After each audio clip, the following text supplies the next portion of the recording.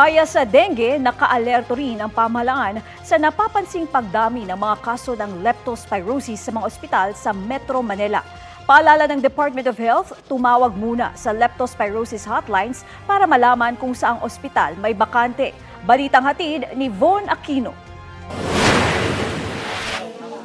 Naghihinagpis si Jessica sa pagpanaw ng 17 anyos niyang anak dahil sa leptospirosis.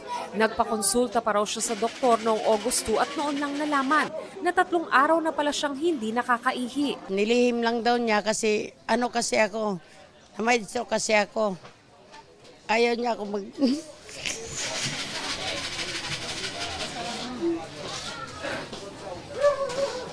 Ayaw niya ako problema daw. Dahil din sa leptospirosis, kaya nakakonfine at dinadialysis ang volunteer rescuer na si Victor Camarines na tumulong sa paglilinis ng mga basura sa kanilang lugar. Pero matapos ang 2 araw, nilagnat siya at ilang araw ang lumipas saka siya itinakbo sa ospital. Kwento ng kanyang kapatid, matapos ang pagbaha sa kanilang lugar, binigyan niya ng doxycycline si Victor pero hindi ito nainom. Hirap na po siya, yung may ng joints niya. Hinirap na siya maglakad, yung kilos, hindi na makakain.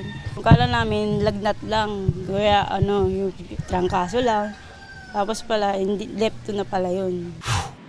Sa National Kidney and Transplant Institute o NKTI, 12 ang naitalang bagong pasyente. 10 rito ay severe cases. May 3 pasyenteng nasa week. Huwag nyo na hong hintayin na lagnatin kayo. Kasi kapag nilagnat na kayo, napasok na yung lepto sa katawan at nagkakaroon na yan ng komplikasyon. Kaya exposure pa lang sa baha, doon yung dapat uminom na tayo nitong antibiotic na prophylaxis.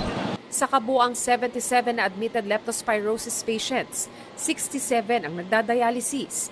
Sapat pa ang mga kama at gamot pero malaking tulong daw ang surge capacity plan ng DOH dahil nadagdagan sila ng nurses mula sa ibang ospital. Sa San Lazaro Hospital, 13 ang dagdag na kaso at umakyat sa 90 ang bilang ng mga naka-admit dahil sa leptospirosis. Ang ospital ng Maynila, 37 leptospirosis patients na raw ang ginamot simula ng manalasa ang bagyong Karina.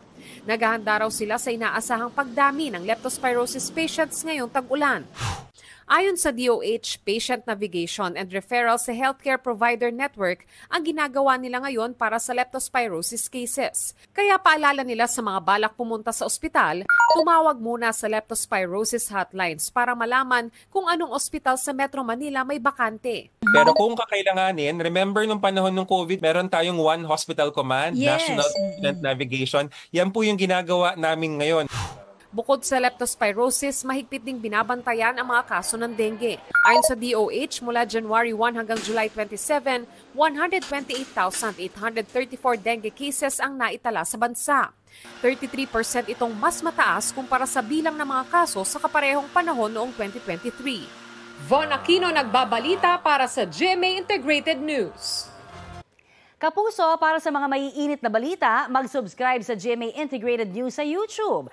Sa mga kapuso naman abroad, subaybayan nyo kami sa GMA Pinoy TV at sa www.gmanews.tv.